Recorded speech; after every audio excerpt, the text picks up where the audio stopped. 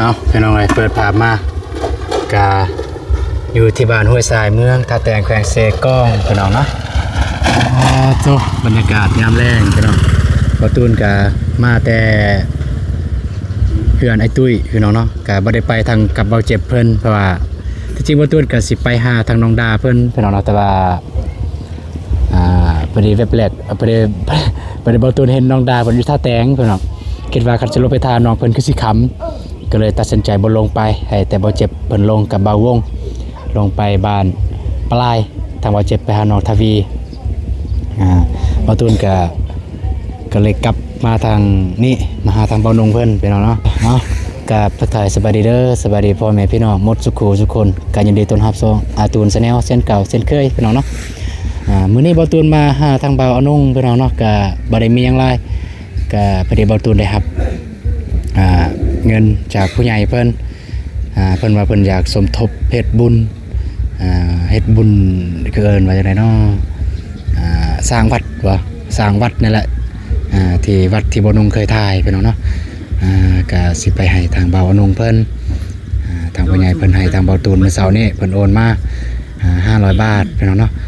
เพิ่นให้เพิ่นเกินว่านำใจศรัทธาเพิ่นให้สมทบกับเบานงแม่น200แล้วก็300เพิ่นให้เบาตูนตื่นมุกน้ำมันพี่น้องเอ้ยก็ต้องขอบอกขอบใจหลายๆเด้อทางผู้ใหญ่ใจบุญอยู่ฝั่งไทยที่เคยช่วยเหลือเบาตูนมาตลอดแล้วก็ให้คำแนะนำมาตลอดจะได้ก็ขอให้สุขภาพแข็งแรงร่ำรวยๆเด้อไปพี่น้องเอ้ยไปหาทางเบาอนงเพิ่นเลยคือสมสมเสาแท้เนาะพุ่นเบาอนงโอ้มิดบ่ได้เห็นถ่ายคลิปเดี๋ยวนี้โอ้คำแอลพุ่นจะขึ้นหยังเนาะนี่ลูกเบานงบ่ตูนก็บ่ได้มีหยังมาฝากมาตอนทางอ้ายเพิ่นพี่น้องมาเท่าใดก็ไม่แต่มาตูดเพิ่นมากินน้ำเพิ่นก็เบานงเพิ่นเนาะจ้ะอยู่ทำเที่ยวแต่ว่าก่อนสิไปหาทางเบา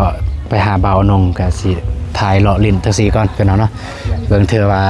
หลายๆคนบ่เห็นเฮือนเบานงพี่น้องทางเบานงแต่กี้นี่เพิ่นเป็นซ่อมแปลงรถพี่น้องแล้วก็เพิ่นเฮ็ดหาดนี่หาดแม่นหาดซ่อมแปลงรถเพิ่นนี่หาดซ่อมแปลงรถของเพิ่นอันนั้นเป็นหาดขายเครื่องก็คือเมียขายเครื่องตัวเองขายรถตัวเองแปลงรถแต่ว่าบัดมาเพิ่นก็เฮ็ด YouTube พี่น้องหลังจากเฮ็ด YouTube ปุ๊บเพิ่นก็เศร้าเลยเบิ่งแต่นี่พี่น้องเนาะนี่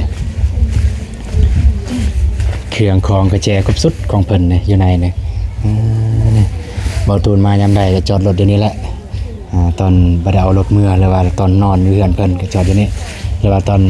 มากลางเว้นก็จอดอยู่นี่แล้วขี่รถทีมงานตอนเบาเตียงเพิ่นลงมาพี่น้องนี่ก็ประมาณนี้พี่น้องก็รู้สึกว่ามันอบอุ่นดีพี่น้องสำเบาอนงเพิ่นทางเพิ่นก็นี่ถือศาสนาพุทธเดี๋ยวสิถ่ายอ้อมหอบก่อนนี่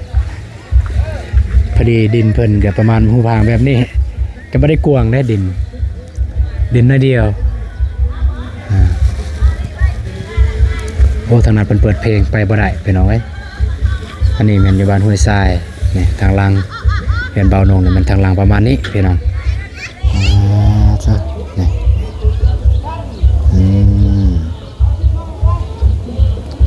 จะไปทางนั้นเปิดเพลงอยู่เดี๋ยวสิไปหน่อยนึงนี่อันนี้เป็นทางลังพี่น้องทางเบานงเพิ่นก็ได้เลี้ยงเป็ดอยู่ได้เลี้ยงเป็ดเลี้ยงไก่แต่ว่าไก่เนี่ยไปหมดแล้วยังเห็นแต่เป็ดแต่ว่าโอ้โหเดี๋ยวนี้ยังเลยบ่แต่ว่าตอนนั้นยังเห็นอยู่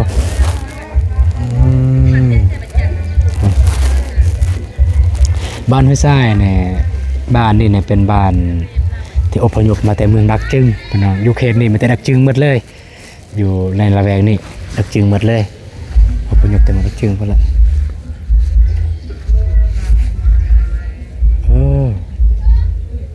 พรตาบอดไปน้อง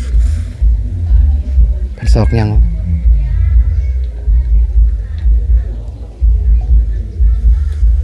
สิเบิ่งเพิ่นเมื่อใดบ่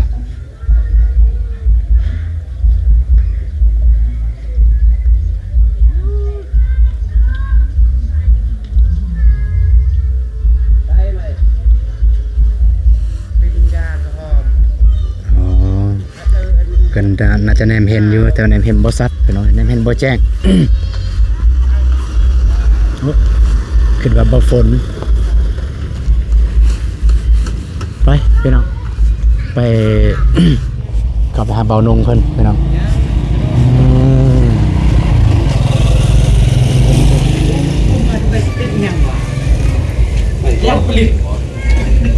สบายดีเด้อยังเล่าเรื่องยังรอให้เขาเนาะ เก่าแล้วคนผู้เก่าเนาะ ฮะ คนผู้เก่าคือเก่าอ่ะแหละ มาเยี่ยมมายามบ่เห็นมีการเคลื่อนไหวเสียดวงเดียวนี้ บ่สบาย บ่สบายคือกันเลยเจ็บ อ๋อ คือกัน เว้าหยังก็มันต้องได้อึกเลยนะบ่สบายมาแต่ไส มาแต่พุ่นไป พอของสร้างตุ้ยเสียอยู่บ้านหนองบัวไซ คือเขาว่าไหน เด้อ นั่งไหน สบายดีเด้อหน่อยเด้อสบายดี สบายดีงามเนาะรถสีใหม่ บ่งามก็สำนันแหละเอ้ย กันมาสอง นี่ ธรรมดาแล้วอะไรนะ เจ้า นั่ง พี่น้องเอ้ยอยู่เรือนเบานงเพิ่นจ้ะเบิ่งตั้งกล้องก่อน คากตังกล่องอันหนึงเอาให้หมดอ่ะ มีอยู่ มี ของน้องก็มีอยู่ตัวยาวแต่บ่ได้ถือมาก็ เอาให้ พิ่นให้ เบามิกเบาสายหมดเบานุ่งก็บ่ได้ไปนั่น ฮะ บ่ได้ลงไปบัดแบงบ่แม่บ้านปลายบ่ บ่น้องว่าสิลงไปปลาไหลแต่ว่าพอดีน้องว่าสิลงไปหาน้องดา แต่ว่าเห็นน้องดาสแตงเมื่อกี้นี่ น้องดาท่าแต่ง แม่น มายังบ่ได้ เห็นสแตงก็เลยบ่ได้ทักทายแต่ว่าเห็นซีเมนต์เพิ่นมาเวียกนั่นแหละบ่ได้ทักทายแล้วก็ตัดสินใจเลยบ่ไปเลยก็เลยตัดสินใจมานี่ ไปผู้เดียวบ่ มากับบ่เจ็บ เอาบ่เจ็บเด้ บ่เจ็บไปทางนั้นเลย ไปบ้านปลายเลยบ่ แม่นบ่เจ็บกับบ่วง อืม ออกมาแต่บ้านก็มานำกัน ไปบ้านไอ้ตุ้ยไปนำกันบ่ ไปบ้านในตื่นเนี่ยบ่เจ็บบ่เข้าเพิ่นว่าเพิ่นอาย ไอ้ เพราะว่าเพิ่นว่าบ่ได้สนิทกันนะเพิ่นเลยอาย มันบ่เกี่ยวดอก น้องก็ว่าบ่เกี่ยวนะเข้าไป การเฮ็ดบุญเฮ็ดศีลมันก็มันสิอย่างคืออายก็คันว่าแวะมากก็สิไปนํอยู่ แต่บ่ได้แวะก็บ่ฮู้เด้ฮู้อยู่ว่าเพิ่นเสียแต่เบาโกก็บ่ พี่น้องเบาโก้เด้หั่น แม่พี่น้องเพิ่นนั่นแหละ พี่น้องเบาโก้แต่เบาโก้ก็บ่ได้แต่ไอ้ตุ้ยก็ถามหาอยู่ว่าไอ้โก้บ่ได้ลงมาบ่เบาโก้บ่ได้ลงมาบ่ เพิ่นบ่แม่นอยู่บ้านบ่อยู่บ้านเมื่อล่ะบ่ อยู่จักรรมมันบ่ โดยกับเบามิก มันเป็นมื้อแล้วบ่ได้ลงไปบ่เมื่อวานเนี่ย ลงในเดียว น้องมันลงไปโอ้ไข่นัก ลงเขาเดียวแล้วก็ก็เมื่อเบิ่งเพื่อนอยู่บ้านนั่นแหละจะได้แล้วหมดบ่ได้ แล้วยังแต่แกะเป็นแบบอัน มื้อนี้นั่นมื้อนี้น้องไปจ่ายเงินอยู่เฮือนไอ้ตุ้ย ไอ้แดงก็ไปบ่ ไอ้แดงบ่ทันได้มาเพิ่นว่าสิมาตอน 3-4 โมงตอน 4 โมงซ้ำนี่แหละเพิ่นได้น้องออกมาน่าจะเป็นเพิ่นเข้ามา บ่ทันส่งสการบ่ มื้ออื่นส่งสการคันนายอยากไปก็ไปได้มื้ออื่นไปส่งสการ เพราะว่าเฮาก็บ่ได้ฮู้นำเบาโกสินายก็บ่ได้ น้องบ่ฮู้ว่าเป็นพ่อของไอ้ตุ้ยเห็นอยู่ในเฟซแล้วก็เพิ่นประกาศใน มันประกาศดอกข่าวเฟซเมืองท่าแตงกันนะเห็นอยู่ว่าอยู่หนองบัวไซเพิ่นว่าแต่คิดว่าบ่แม่นพ่อไอ้ตุ้ยนะเฮาก็บ่ได้เบิ่ง พอแล้วแหละ เบิ่งผ่าน อดีตนั่นหัวหน้าเก็บกู้ ๆแม่นบ่ว่าเห็น ตะกี้เราก็เป็นทหารนั่นเด้ทหารเขาหลายตำแหน่งนี่ล่ะเขาเป็นเก็บกู้นะเก็บกู้ในแข่งเฮากับเพิ่นนะนี่แข่งสิกอง น้องบ่ฮู้เด้อจ้ะสมพอดอกแบบฐานะเนี่ย ค่อนข้างดีแน่เฮือนกำลังบ่ใหญ่ ใหญ่เด้อเพิ่นน่ะ เฮือนกอ2ชั้นหลังใหญ่น้องถ้ามีบ่กล้าสิเข้าแล้วนะแต่ว่า บ่ฮู้บ่ ฮู้อยู่เพราะไอ้ตุ้ยบอกว่า ถ้าเห็นแคมทางรถหลายคันรถใหญ่ๆแม่นแหละไปน้องก็ฮอดปุ๊บบ่กล้าสิเข้าพอดีเห็นเสาหน้า เห็นเยอะเบิ่งคลิป ประเด็นซานะซานะซานะมันก็แล่นมาแล้วเพิ่นเฮ็ดเวียกอยู่หั่นเด้เพิ่นซอยเวียกซอยงานเด้ซานะบอกว่าถ้าแน่ไอ้ตูนสิเก็บผักมาให้อาซั่นโอ้ย พักกันบ่ แม่นโอ้ยยานเหี่ยวก่อนสิฮอดเดือนยานเหี่ยวก่อนก็เดี๋ยวเอาข้าวจีให้น้องเพิ่นซื้อข้าวจีไว้ก่อนหนึงว่าสิกินเอง แต่เห็นน้องนะก็เลยเอาให้สาวนะซะ บ่ได้ลงไปหาถ่ายคลิปพี่น้องเอ้ยบ่นงก็ยังเจ็บคออยู่แล้วก็โอ้ยคิดหลายพี่น้องนำบ่มีนำแน่ ไปใช่ไหนบ้างอีก ติดหนี้ติดซีนนี่แหละคิดนำเนาะอีต้นเพิ่นนั่นแหละเฮาก็จักสิซอย ทางพ่อเฒ่าอันบ่เพิ่นยัง เป็นปะยะห่างกันน่ะเด้มันก็เป็นหนี้ก็เป็นหนี้นั่นเด้หนี้ทางพอเป็นไปผู้หาประกันพอตายแหละ พออายทางนี้บ่ แม่นแล้วเพิ่นบ่ได้เอาทางพ่อเฒ่าแม่เฒ่ากับเมียบ่ทันมาหาประกันนำเด้ อ๋อ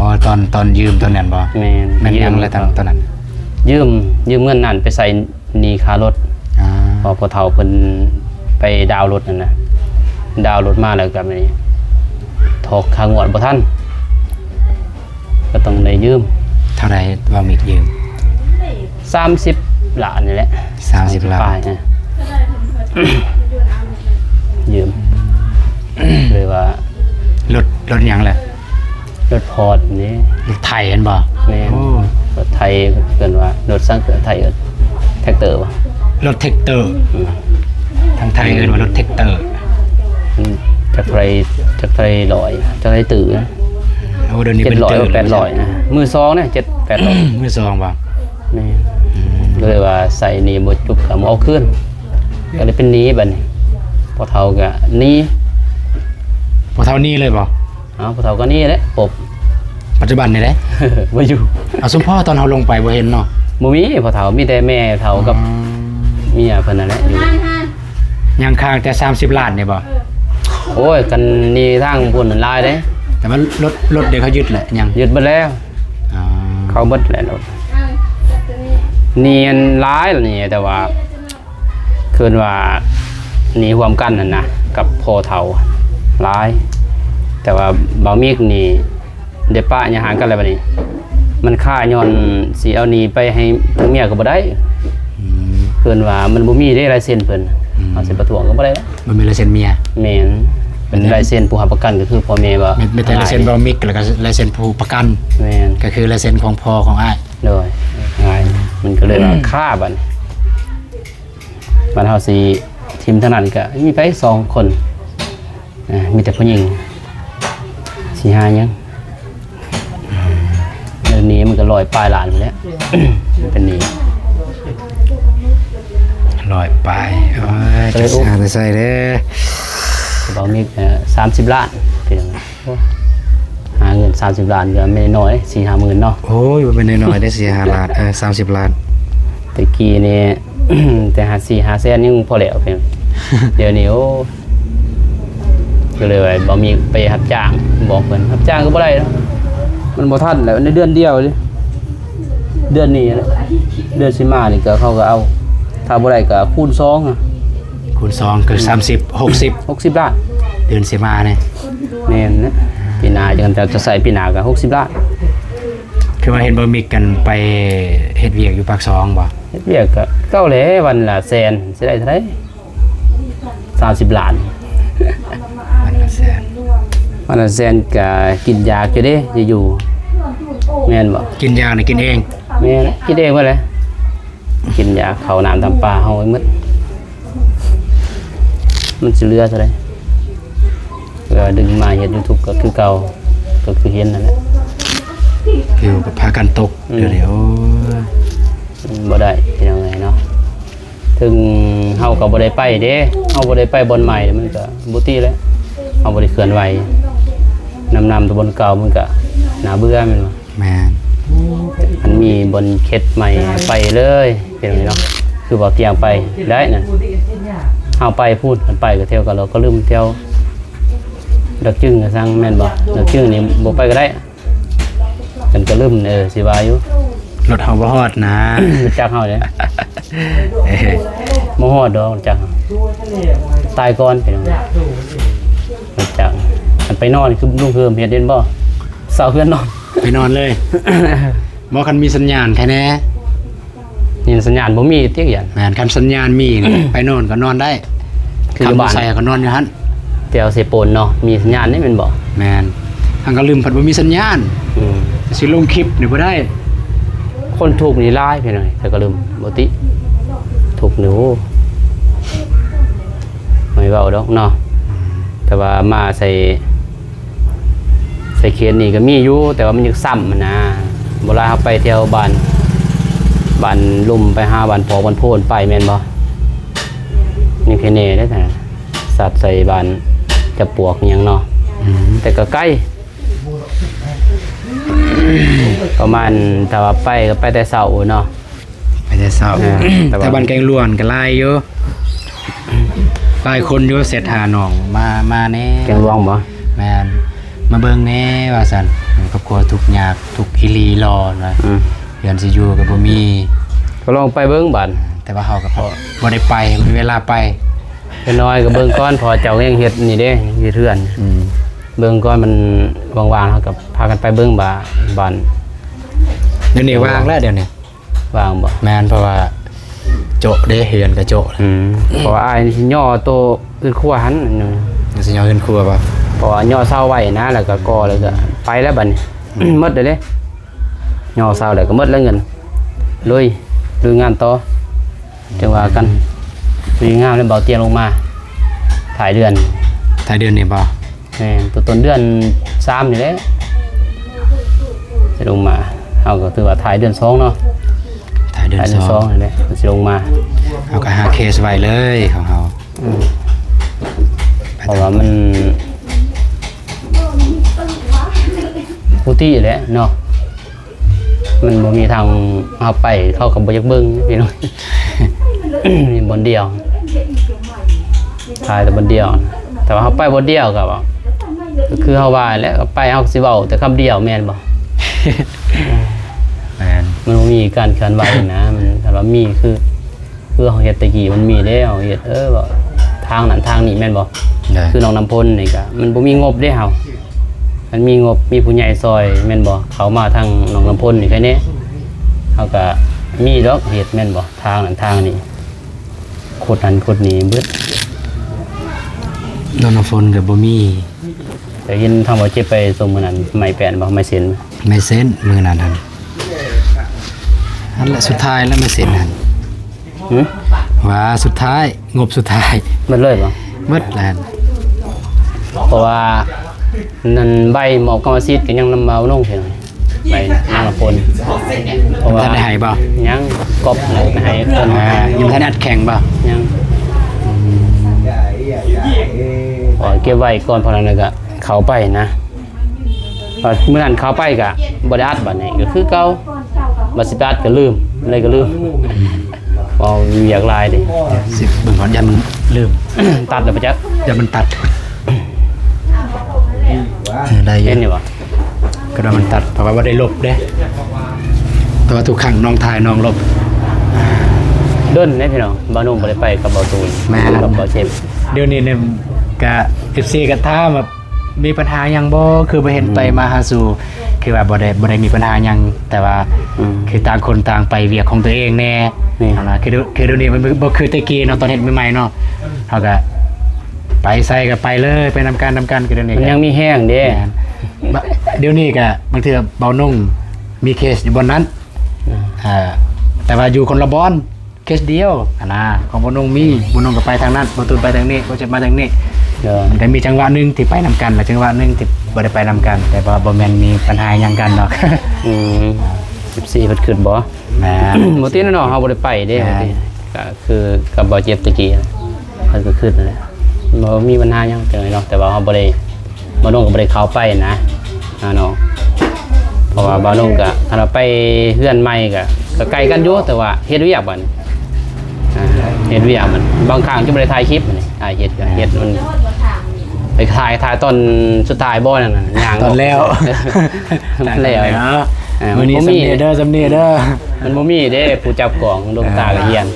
ดวงตาเหียนเนาะ เฮาก็คุมกับเวียกนะมันก็โฟกัสในเวียกหันบัดนี้เฮาก็บ่ได้ถ่ายก็เลยว่ามื้อนั้นมีแต่มื้ออื่นและสิสร้างเพิ่นแล้วก็สิไปย่อนะย่อมาแล้วจัง มื ว่า อย่อบ่ เบิ่งก่อน คันน้องทันแล้วก็สิมาย่อซอยจักเซา 4เซา สิเซาเล็กว่ะเซาปูนว่ะ มาพอดีเวลาเสร็จหาสิบอกสิบอกยองมือย่อ เลย สิบอกน้องนุ่งนี่แหละหลายคนดอก3-4คนนี่แหละ4เซาย่อขึ้นต่างๆแล้วก็เทไว้นะเพราะว่าตอนนั้นจ้างเขาบ่นุ่งก็บ่ได้บ่ฮู้แบบมันพี่น้องเนาะมีแต่ว่าแบบนี้แต่บ่ฮู้ว่าเฮ็ดถึงเฮือนครัวเลยบ่นะเฮาก็บ่ฮู้ก็เลยบัดมาเบิ่งโอ้เฮือนครัวบ่ได้เฮ็ดมันได้แต่เฮือนใหญ่เด้ ก็เลยว่าผิดแบบ ผิดแบบบ่ปัจจุบันนี่ กับผิดแล้วมันบ่มีเฮือนครัวเด้ก็เลยมาต่อเติมเฮือนครัวหัน แต่ว่าเฮือนเบานุ่งน่ะทาแล้วนี่งามได้พี่น้องเบิ่งในหูนี่งามนะ หลายเด้พี่น้องแพงหมด คือสิเป็นลานอยู่ โอ้ยล้านปลาย ลานปลายอยู่ ตกแต่งหยังโอ้หลาย สำของน้องในการตกแต่งกันก็หลักล้านนะเกิดว่า ประมาณนั้น ขนาดตัดหลังคาเด้อทางสร้างเอาอย่า50ล้าน ประมาณนั้นแหละทางอ้ายเนี่ยเรื่องราคานี่60ล้าน 60ล้านบ่ 65ล้า ขอน งน้อง50ล้าน เฉพาะแต่ค่ามือซื่อๆเด้พี่น้องเอ้ย ค่ามือหันค่ามือกัน50ล้าน ค่าอุปกรณ์เฮายังบ่มีเด้ จักสิหา เอา เงิน รวมกับ ไปใส่ อุปกรณ์ก็100ป้ายโอ้พี่น้องเอ้ยเจ็บ เจ็บสมองเลยโอ้นี่เนาะการเป็นผู้ใหญ่เนาะ พอเฮ็ดไปนั่นแหละ เฮ็ดแต่เล็กๆน้อยๆอันตันลังตอนนั้นก็บ่ยากดอกก็คันบ่มีแล้วก็หาพี่น้องเอา น้องก็นั่นแหละแผนซองคือพี่น้องแผนซองคือพี่น้องอันนั้นแบบ4-5 เพียงเฮาเบิ่งแบบเพิ่นพี่น้องเขาก็เป็นอยู่คือบ่าวโด่งนั่นแหละเฮ็ดเรือนเองก็คันจ้างโอ้แพงเลย จ้า ก็เลยหานี่น้องเพิ่นก็เฮาเบิ่งนำแน่นะว่าแบบนี้เฮาจะได้มันก็ถือตามเฮาจะได้นะมันก็คือกันนั่นแหละ แม่นแต่คันสิ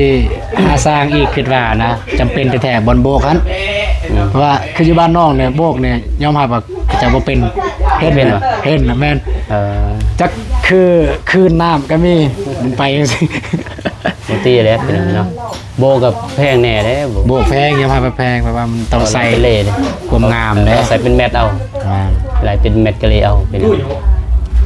ก็อยากได้งามเอาเฮ็ดเฮือนเฮ็ดได้เทื่อเดียวนะบ่ได้เฮ็ดเอาตัดสินใจว่าเฮ็ดเฮือนเฮ็ดได้เทื่อเดียวจบนะ นะ อย่าเฮ็ดคืออ้ายนี่ยังผิดได้นี่เฮ็ดห้านอย่าบอกมันเลยว่าเฮาเฮ็ดเองประหยัดได้นี่แบบนี้ซำได้เฮาเฮ็ดซำนั้นนะว่าเพียงอยู่ได้นะอย่าบอก ก็อยู่ได้แล้วนะ คือเจ้าก็มีแล้วเฮือนนะจะบอกมีแล้วเฮือนอยู่นี่มีแต่ว่าเอาเฮ็ดให้มันงามเลยซะนั่นก็เทื่อนเสียเงินนะแบบเฮาบ่มาเบิ่งนอกคืนเฮาเบิ่งกับยังมันพอใจเฮาเด้แต่ว่าเฮานอกคืนยังบ่พอใจมันเป็นทุกข์เฮาได้บัด แม่น อยากแต่งวันนั้นก็บ่ได้แล้วอยากแป้งอยู่นี่ก็บ่ได้แล้วบัดมันหมดเลยเด้ แม่น มันหมดการตกแต่งอะไรเป็นอย่างนี้เนาะแต่ว่าเราอยากเฮ็ดให้มันสำเร็จเลยอะแนวมีเงินอยู่แล้วนะเฮ็ดให้มันแล้วมันจบมันงามก่อนจะขึ้นบัดเดียวก็งามเลยมันคืออ้ายลงแบบลงเฮือนเด้นำพ่อแม่บ่ตีเลยตอนนั้นเอาเฮือนกระตูไปได้นิดหน่อยเฮือนตอนนั้นแบบใจอยากได้เฮือนในนี่นะได้ก็ได้เฮ็ดเองเลยนี่ก็เลยว่ามันก็บ่งามพี่น้องมึงตีนลูกกุ้งลูกติด ได้แล้วสำเร็จ เฮ็ดเองโบกเองก่อเองเฮาบ่ได้แม่นสร้างนี่มันบ่ฮู้หยังเลยนะจับสากจับหยัง